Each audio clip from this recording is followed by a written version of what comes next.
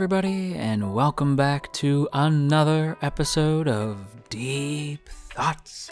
And today we are talking about Fire Force Episode 5, The Battle Begins. Just as a quick reminder before we start though, if you would like to see your Twitter handle shouted out in next week's Fire Force video, then be sure to share this video around on the internet and then tag me at JoJo Talks Too Much, and I will be sure to shout your name out right here in next week's episode. Now, this episode is gonna be sort of tricky to talk about, given that it's mostly a big fight scene.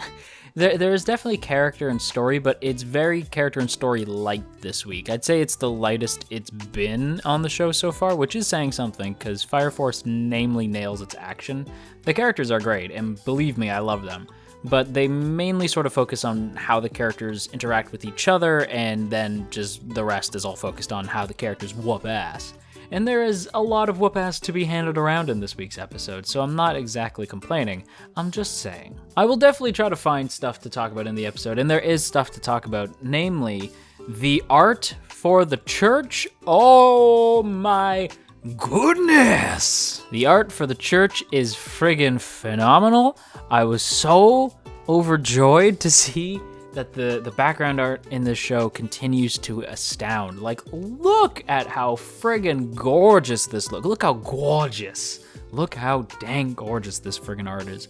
I was genuinely like I was watching the episode kind of nodding along like, oh, okay, because we get some fan service like basically right away, and I'm like, yep, this is definitely from the same creator of Soul Eater, just gratuitous fan service, and I ain't complaining. I'm just pointing that out. Definitely the same guy. And then suddenly my hair was blown back when all of a sudden you get this friggin' shot of this church.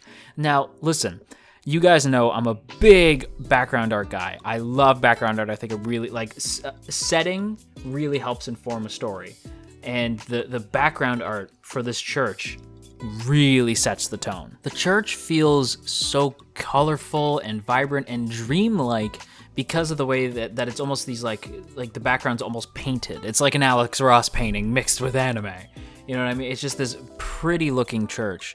And it adds to this sort of serene nature, the way that Iris probably thinks back on the church prior to whatever the hell happened. I'm assuming the church was attacked by an infernal. Probably somebody on the inside went infernal and burned the church down. Sad backstory for Iris, but I do appreciate that we see how, like, not only does the background art convey how safe Iris felt in this place, it also conveys how Iris saw this place. Because like if you saw it, it would look more real than that.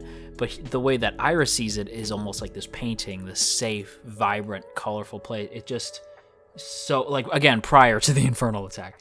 But it speaks volumes to the fact that the art direction in this series absolutely nails what it's going for. And you know what else I like about this week's episode? I adore seeing the 8th slowly growing closer to each other. We see them training with each other. We see them kind of bickering and bantering with each other. We see the second in command, whose name is escaping me, Hinawa. I definitely just remembered that his name is Hinawa, and I'm definitely not looking it up currently on Mal. Nope, I totally remembered that. I'm a smart boy. Smart boy is me. You guys know that I am terrible with names. This should come as no surprise if you have been around on the channel for a while. Now, yeah, I adored Hinawa's interaction with Shinra. The fact that we do learn that he's a second generation, where he can't like generate fire, but he can control fire, and so he uses a real gun, but manipulates the fire within the gun. So when instead of like firing off a real bullet, he like holds the explosion of like the gunpowder back and really minimalizes it. So instead of actually getting shot with a bullet, it's more like you're getting hit with a BB pellet. At least that's what I took away from that scene. Anyway, I also should say that I'm low-key shipping Shinra and Iris. I do ship it. I don't know what that says about me. And I do have to question if that's going to change, since we do see Iris and Obi. I assumed it was going to be Iris and Obi that was going to be the ship, because in the OP, like, Iris is about to get like buried under rubble in the OP, and Obi like jumps in, and they have this like cute little like look at each other and they laugh. so I had assumed that it was going to be Iris and Obi, but there's something about Iris and Shinra in that opening scene, like the way we start the episode, that I was really sort of on board for. I don't know if that's going to be my opinion forever. I don't know if they're endgame. I don't know if it's all in my head. I just know that I saw that and I was like, yes, I can set sail with this ship. I could captain this ship. I could sail it over the horizon.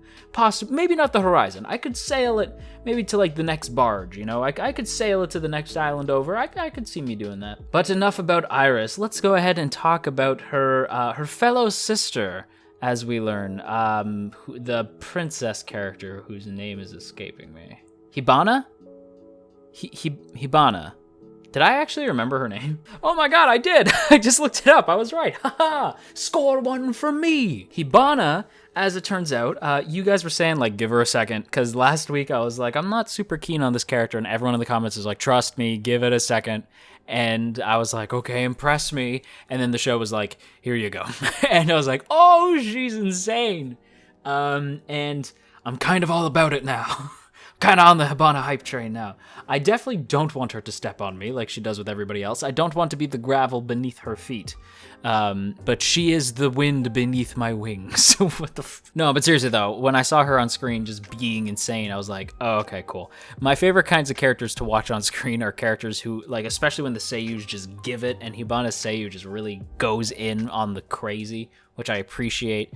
And yeah, Hibana is off her friggin' rocker. She's insane.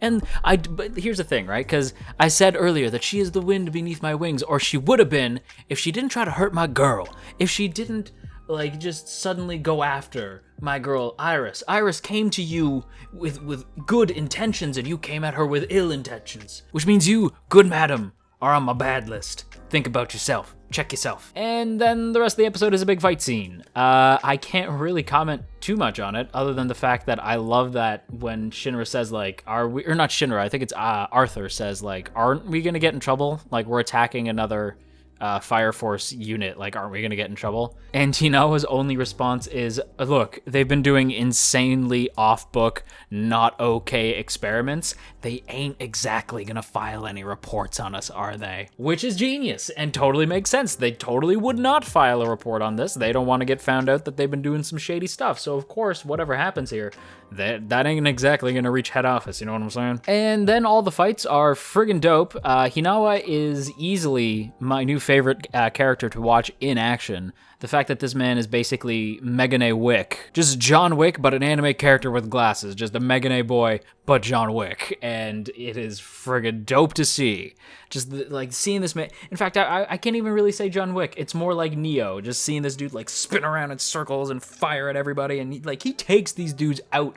You know what it is? It's the movements of Neo with the precision of Wick. And it's an anime character with glasses. So, you know, Megane Wick. We also get to see Arthur take out the Infernal from last week, so that was kind of neat. That fight was also pretty stupid, given that Arthur was, like, it's visually great. Like, David Pro, every single fight here, you don't really need me to tell you, but David Pro knocks it out of the park. They do really well with the fights here. Not my favorite fights in the series, but each fight here is impressive, especially Hinawa. But Arthur's fight is also cool too. The only thing with Arthur's fight that bothered me was the fact that Arthur is truly an idiot. Like, I had no idea how dumb Arthur is until the fact that he realizes, like, wait, the reason I'm losing is because I'm using the wrong hand to hold my sword. Like, boy, really? That was kind of dumb. But the action is great, and most of the rest of the episode is action. Basically, the whole episode could be summed up as Iris gets all sad when she sees her fellow sister. She goes to talk to her. She kidnaps Iris, essentially, and then the 5th just storm the 8th, and we get some dope-ass fights. And hey, man, that's what I'm here for. Overall, I would be very happy to give this week's episode a very solid B+. It was just really great action. We got little hints at story here and there. I would have liked to seen a little bit more. But you know what? Overall, when it comes to Fire Force, I'm really here to see these characters whoop ass and kind of be funny and goof around with each other. And that's what I got in this episode. So I ain't complaining. I'm pretty content. But hey, we can't wrap up a video without giving a shout out to the good folks over on Patreon. Namely those in the Earl Grey tier.